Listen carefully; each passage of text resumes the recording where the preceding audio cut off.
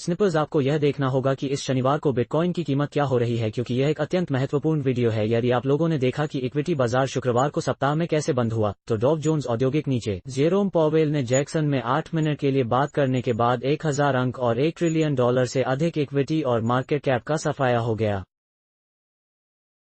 6 इस सप्ताह के अंत में स्नाइपर्स में आने के लिए हमें बहुत कुछ ध्यान में रखना होगा, क्योंकि अगर इक्विटी बाजार एक बेहद अस्थिर कदम के साथ बंद हो जाते हैं जैसे हमने देखा, तो यह मानने के लिए उचित है कि बिटकॉइन संभावित रूप से इस सप्ताह के अंत में एक अत्यंत अस्थिर कदम भी देख सकता है। और इसलिए यहाँ भालू कह रहे हैं कि यह सड़क के आसपास का शब्द है जो वे जा रहे हैं। उसी सप्ताह एमटीएक्स बिटकॉइन को जारी करने के लिए वे विलय के बाद के स्टैक्ड एथेरियम को अनलॉक करते हैं। वे सिर्फ 6 से 12 महीने दूर अराजकता को अधिकतम करना चाहते हैं। शायद मजाकिया नहीं है। किसी पर भी भरोसा करें जो मुझे ट्विटर पर मिला है और फिर इसे देखें। मैं जून में 50 से नीचे गिरने के लिए बिटकॉइन प्रतिशत की आपूर्ति और लाभ के लिए सभी भालू बाजार का इंतजार कर रहा हूं। यह सिर्फ बाउंस हो गया 50.28 पर ऊपर।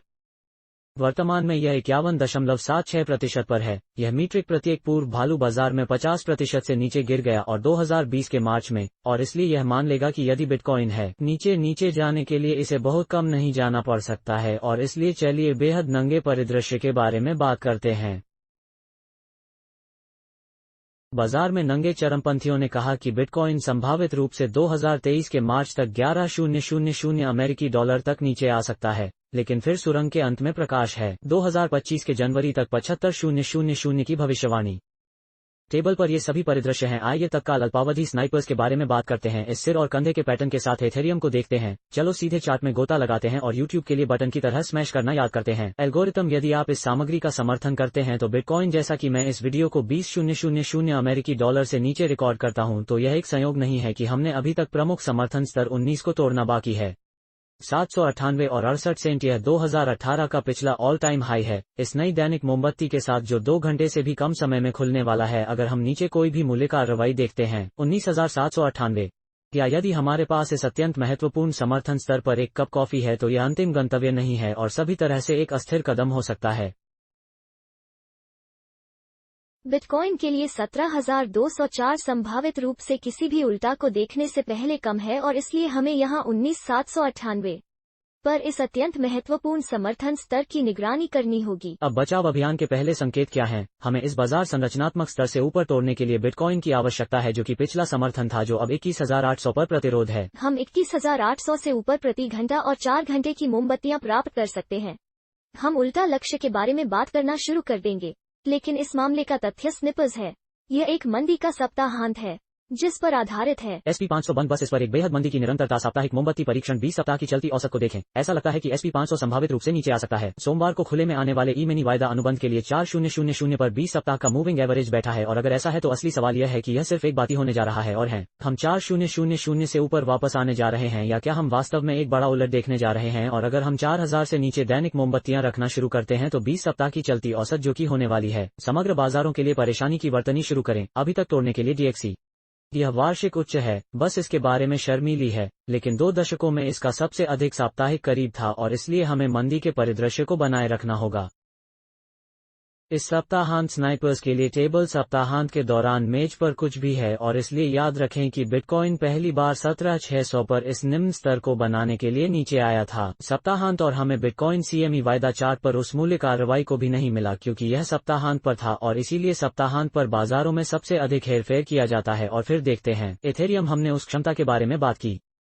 सिर और कंधे का पैटर्न क्या होगा अगर यह इस सिर और कंधे के पैटर्न को पूरा करने के लिए एथेरियम डाल दिया जाए? तो चलो बस मार्कर के ऊपर से चलते हैं। मापने के लिए सिर और कंधे की नेकलाइन की संरचना। हम संभावित रूप से एथेरियम को किस अनुमानित क्षेत्र में देख सकते हैं? आप देख सकते हैं कि यह 2018 के पिछले सभी समय के उच्च स्तर पर 1440 पर परीक्षण कर रहा है। अगर हम उस शो को तोड़ते हैं 909 की परीक्षा के साथ संगम, जो एक प्रमुख वॉल्यूम समर्थन स्तर है जिसे एथेरियम ने नीचे नहीं तोड़ा जून और जुलाई सुधार के दौरान, और इसलिए यह संभावित रूप से कम या शायद एक उच्च निम्न भी बना सकता है। यह अभी भी बिटकॉइन के खिलाफ बहुत मजबूत है। मैं कहूंगा कि 65,000 सतोशी के ऊपर बैठकर, जब तक यह 65,000 सातोशी से ऊपर है।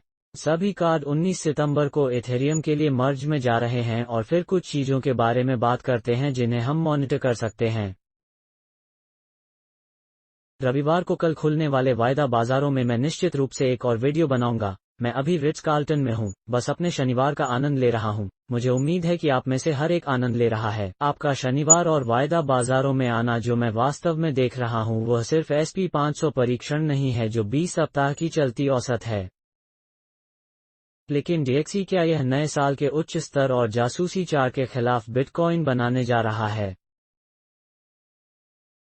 यह विशेष रूप से इस बिंदु पर ध्यान देने योग्य है जहां बिटकॉइन 2018 के पिछले सभी समय का परीक्षण कर रहा है और आइए देखें कि यहां क्या हो रहा है। ओह वाह, देखो कि यह दिखता है जैसे बिटकॉइन टू स्पाइस चार्ट नए वार्षिक कम स्नाइपर्स में तोड़ना शुरू हो रहा है। यह कुछ ऐसा नहीं था जो मेरे पास था।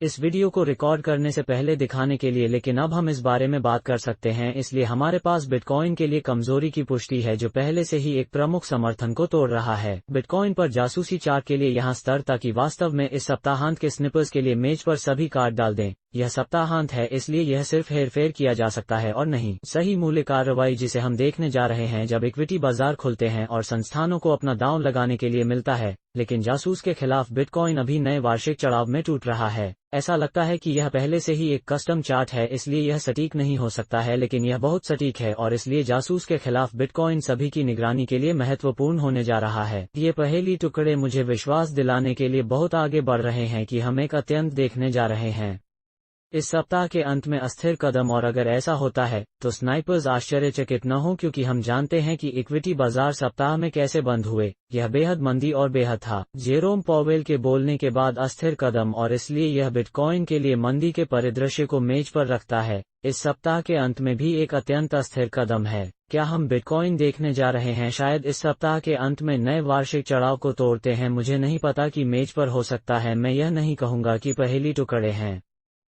अभी पुष्टि करें कि बिटकॉइन के अलावा जासूसी चार्ट के अलावा ऐसा होना चाहिए जो थोड़ा चिंताजनक है, लेकिन यह सप्ताहांत है इसलिए यदि हम बिटकॉइन को वास्तव में देखना शुरू करते हैं तो बाजार सबसे अधिक हेरफेर करते हैं। कुछ अस्थिरता देखना शुरू करें। मैं आपको स्निपर्स के लिए एक और वीडियो अपडेट प्राप्त करूंगा, लेकिन आज निगरानी करना महत्वपूर्ण है कि सड़क पर शब्द भालू के साथ क्या है। निश्चित रूप से यह सब हो सकता है। तेजी से परिवर्तन, यह एक गतिशील स्थिति है। मैं कहूंगा कि SP 500 अभी भी अपने 20 सप्ताह के चलती औसत से ऊपर है। सभी कार्ड वास्तव में अभी तक नंगे पक्ष पर नहीं हैं, लेकिन वे निश्चित रूप से भालू की ओर बढ़ना शुरू कर रहे हैं और इसलिए देखते हैं स्निपर्स क्या होता है। आप जानते हैं कि अब तक मैं कहूंगा कि कहानी, मुझे पता है कि Mt. Gox एक अफवाह है जो अभी फैल रही है और एथेरियम यह बंद हो रहा है कि एक और अफवाह भी है जो मंदी के अंत में फैली हुई है। लेकिन तेजी के अंत में जिस थीसिस को आप अभी पकड़ सकते हैं वो यह तथ्य है कि जब मुद्रास्फीति हो रही है, जब जून में बाजार भी चरम पर पहुंच गया और हमने 2022 में पहली बार तेल देखना शुरू कर दिया, तो यह अभी भी एक थीसिस है जो इक्विटी बाजारों के लिए खेल में है। वे अभी भी संभावित रूप से नीचे हो सकते हैं। शायद हम एक उच्च निम्न बनाने के लिए एक सुधारात्मक कदम देखने के लिए नीचे आते हैं, शायद एक कम भी कम, लेकिन आप जानते हैं कि यह जरूरी नहीं है कि वहां है। बहुत अधिक नकारात्मक होने के लिए आप जानते हैं कि 50-60% अधिक नकारात्मक पक्ष। आप जानते हैं कि मुझे लगता है कि यह तेजी है। थीसिस की लोग अभी से चिपके हुए हैं, लेकिन मंदी की थीसिस अभी भी है। आप जानते हैं कि एक तत्काल अल्पावधि इसकी भूमिका निभा रही है और अभी प्रभावी है। और याद है कि हमने बात की थी SP 500 के बारे में। इस 20 सप्ताह के मूविंग एवरेज का परीक्षण करने के लिए वापस आना शुरू करना यह लंबे समय से अतिदेय था, और इसलिए मेरा मानना है कि यह सप्ताह न केवल इक्विटी बाजारों के लिए बल्कि क्रिप्टोकरेंसी बाजार के लिए महत्वपूर्ण होने जा रहा है। मुझे लगता है कि चार्ट की निगरानी करने और अद्यतित रहने के लिए यह एक अत्यंत महत्वपूर्ण समय है। इसलिए YouTube एल्गोरिथम स्नाइपर्स के लिए एक की तरह स्मैश करना याद रखें यदि आप इस सामग्री का समर्थन करते हैं, और मैं यह देखने के लिए इंतजार नहीं कर सकता कि क्या होता है और आप लोगों को अपडेट रखते हैं। हमेशा की तरह स्निपर्स।